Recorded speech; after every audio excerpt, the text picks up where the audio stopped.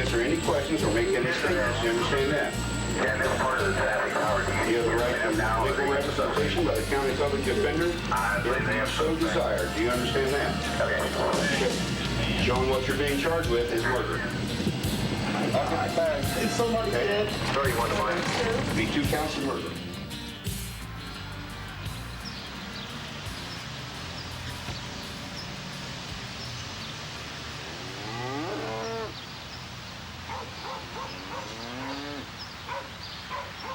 Welcome to Pleasant Hill, my friend. Take off your coat and come right in.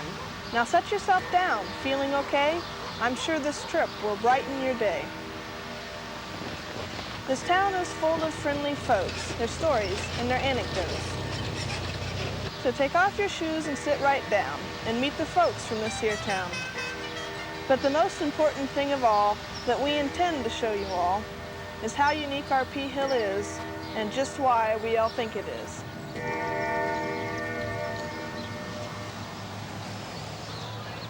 What do we have here? What's this? This is the Berry School of Horsemanship, the only school of its kind in the world. That's what it is. It's What did it used to be? They used to teach people how to handle horses. They also have a cartoonist exchange and a parents association, which is what male correspondence courses. Learn how to become a cartoonist or a parent.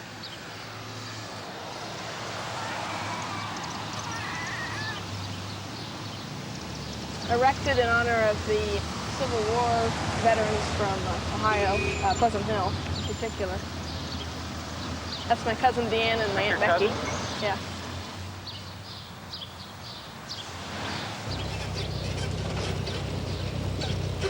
Halloween monument gets a pumpkin put upon its head, usually. Toilet paper. So they put the pumpkin on its head? This is the tally board for the TMT Memorial Ambulance Fund. And there's a chicken barbecue Sunday. Yes, tomorrow.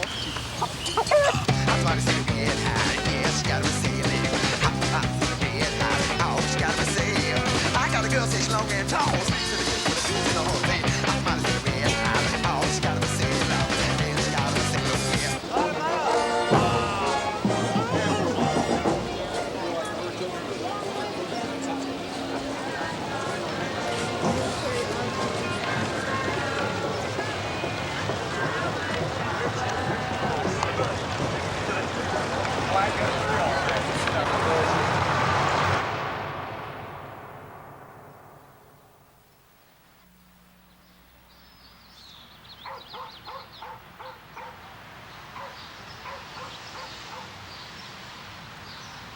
Well, you've seen the Berry School and you've seen the monument, but there's the bank.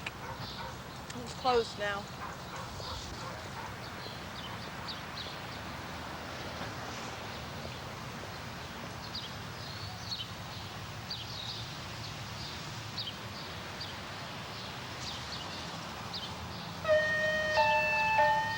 Good evening. 2 people are dead, a third seriously wounded in connection with a daring bank robbery. It happened in the small Miami County village of Pleasant Hill, and our Steve Baker was there only minutes after the call for help was heard. Principal spread the word to the teachers that the bank had been robbed, that we wouldn't have recess and that kind of stuff.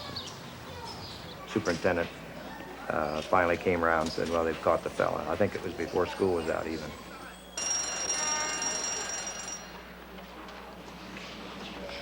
Pleasant Hill, Ohio, late morning. The defendant, David Sean Michael, entered the Fifth Third Bank. He'd gone home and gotten a gun that he'd stolen from his mother earlier in the summer. Told Thelma Leonard that he wanted to open an account, and during the course of that, he pulled a gun out. Had Margie's kids in school, and we banked there, so we knew them. Thelma, we went to church with Thelma. Tommy, everybody knew Tommy here in town. Marjorie Martin told Tommy to go away, don't come in. He said, hey, look, I've only got a check, let me in, I need to cash this, and he kind of stuck his foot in the door and looked in and saw the defendant holding the gun. The defendant ordered Tommy inside, and along with the other 2 ladies, marched him back to the drive-through window area. While they were back at the drive-through window area, a customer pulled up. When I pulled up, I was just going to go through the drive-in, and I noticed the sign in the door saying that the bank was closed. But I heard this cry for help. That's all they said. They just said help. The mic was open to the drive-up window. Defendant first shot Tommy Lewis in the face. His eye was open when the shot was fired because there were powder burns on his eyeball. The women screamed. He turned to them. He shot Marjorie Monin first, shot her in the forehead. As she was dropping, he shot her again in the ribs, and that was the fatal shot. That was the bullet that killed her.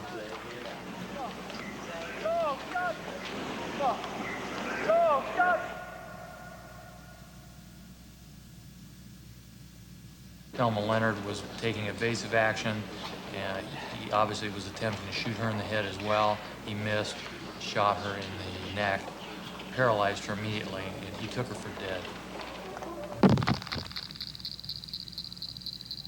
I went into the insurance office right at that time and told the man in there, and just lucky he was in. He was a young fella, and told him that got a problem with the bank. Someone called for help. We need to get a hold of some police, law enforcement here. So he said, how about 911? He handed me the phone and he dialed. Then I turned around and called my wife. My wife asked me if I'd cashed that one check that I'd received, some of my crafts. Told her that they got a problem at the bank. That'd be a while before I got home.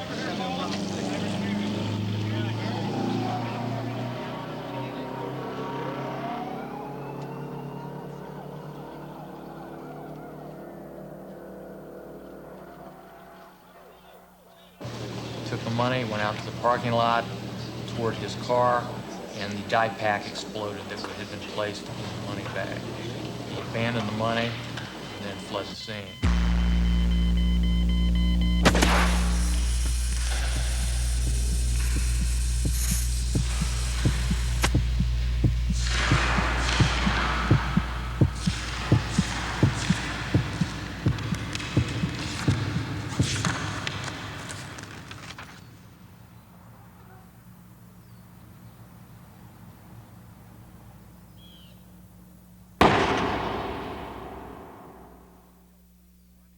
And what Pleasant Hill Police and Miami County deputies found once inside the bank was something that you would see in the movies, not in small-town Pleasant Hill. Dead at the scene, giving the appearance of an execution-type murder, the arrest came at his home less than an hour after the dead and the wounded were found together on the floor in an employee lounge. I'm extremely surprised. I didn't think that it could happen in P Hill. It's just not something that it's usual. I mean, you hear about it in Dayton, but not in P Hill. I want you to stand right here with the captain. Let me get some bags out and bag his hands. I didn't mean it. It's going to happen in small towns, then where you going to live? How can you not see somebody point blank and then try and say you didn't mean it? A lot of people make fun of it. Yeah. They did. A lot of people do. Well, at least everybody knows what Pleasant Hill is now.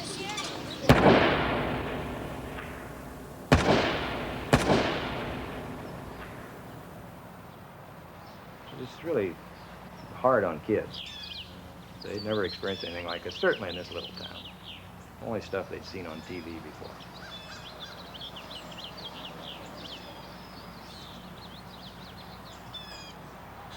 You always look back and say, why didn't somebody find it? Why didn't the parents know? Why didn't the Sunday school teacher know? It's very easy to point fingers and have recriminations, but sometimes things happen and you can't do anything about them.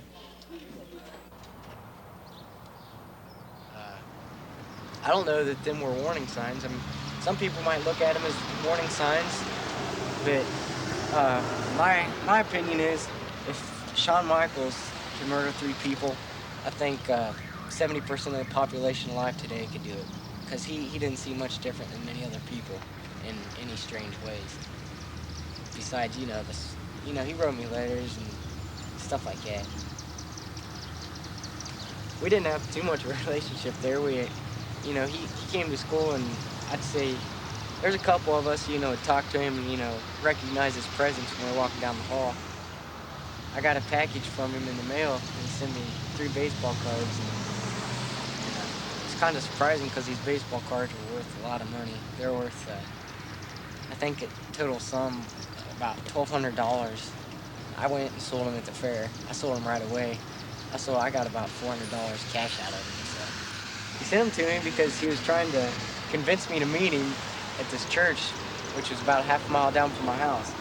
And he gave me a time and a place to meet him, and he gave me a half of $100 bill. And he said he had plans to get rich in the near future. He sent me anonymous letters that were kind of sexually provocative, dealing, well, they were, I don't know, he wanted me to send him pictures of myself naked. And, you know, that kind of upset me, I don't know. And it actually didn't bother me too much because I didn't know who it was, you know. I didn't think it was no big deal. I just put the letters up. And then I found out later it was Shawn Michaels, and that's what really hacked me off. So he sent me a big box with a bunch of candy and stuff in it. And, you know, he said he was sorry, you know, it was just a joke, and he didn't mean anything by it. And doing all these things, I thought, you know, what a waste of human flesh. So I just basically ignored the problem.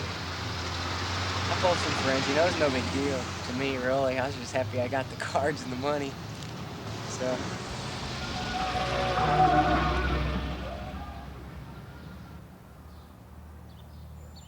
He left the scene, drove around for a while, and was later apprehended at his home and made some admissions there to police officers. He'll be in his late 50s by the time he's eligible for parole. Late 50s to 60.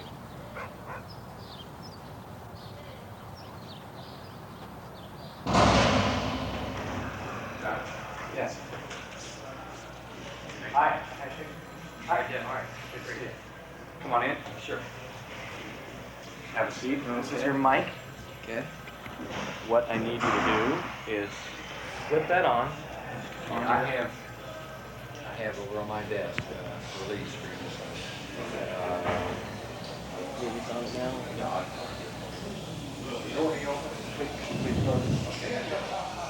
How old are you? 18 now. Just turned 18 in May. How long do you have?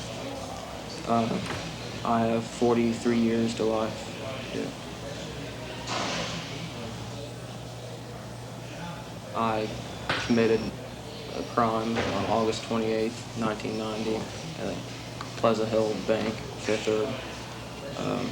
During that, I shot 3 people and killed 2 of them and injured the 3rd one for life. I talked to your mom. Tell me about your relationship with her. After this happened, she still stuck with me and cared about me. She comes and sees me twice a month, the most allowed by any one person. She's a strong, beautiful woman. It takes a lot of morals and heart to stand by a person after they did something like I did. I really respect her for it. I missed the day in court. I had heard something about a gun pulling incident. Yeah, that was probably about 3 weeks before this happened. Another argument, and that really surprised me, and that shocked me that my mom would go get the gun, and that really messed me up in my mind. You know, my mom pointed a gun at me, and I couldn't believe that. But it was numerous. That's the only time anything like that happened. But just arguments like that over stupid things about me going to the mall or something like that over, you know, insignificant, over nothing. Was that the same gun you used? Yeah. Yeah, it was my father's gun. Yeah. It was the same gun I used in the bank. I wish I never would have saw that gun. I blame some of it. Not on, on the school, on some people. When I went to school, I mean, that's why I dropped out. I was sick of going to school and hearing the names and people making fun of me because I was a lot heavier than what I am now.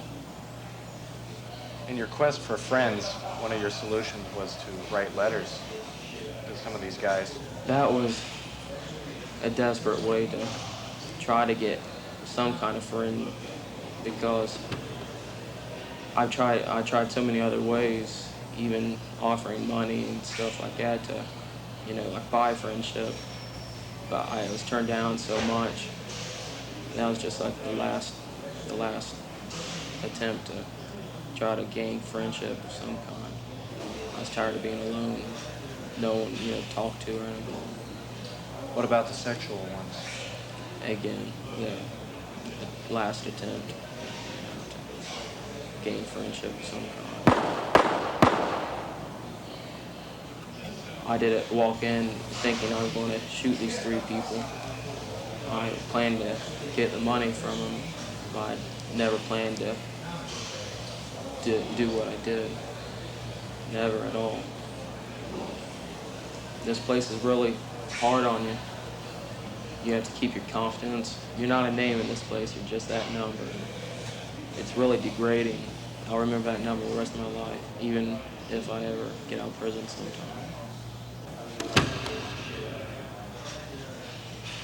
Why did you kill Marjorie Mon and Tommy Lewis and paralyze Elma Leonard? I don't know, sir.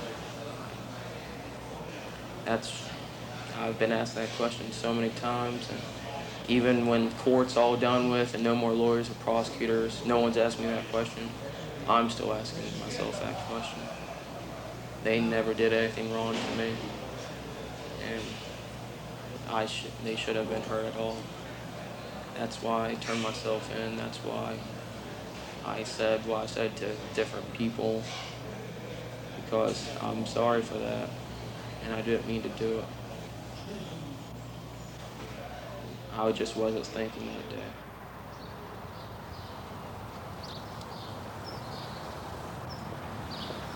What do we got here? This is the Tommy Lewis Memorial Park. So, what have they been doing on it? It doesn't seem like much work is done. Well, we're working on it as we can afford it. What is this big pile up here? Is that going to be another thing? I believe it's just a big pile of dirt left over from the excavating sort of thing. What's this? It's ambulance fund in honor of those in the bank robbery. They're trying to raise money in order to get a brand new ambulance, $80,000. And they've got 8,000 so far. So they've got quite a ways to go yet. One of our seniors was in the lab one day, and they were talking about dreams, and she said, boy, I just had an odd dream. This was a couple weeks after the tragedy. She said, I dreamt last night that I was driving south, and as I went by the monument, the man on top of the monument fell off and broke in 1,000 pieces, just all over the street.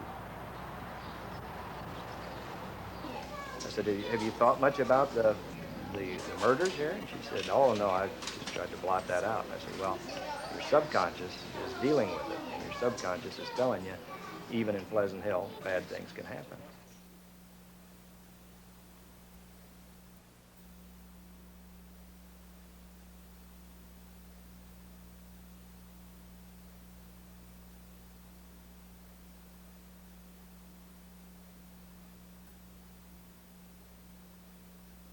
How do you get involved, Sean Michael? Okay.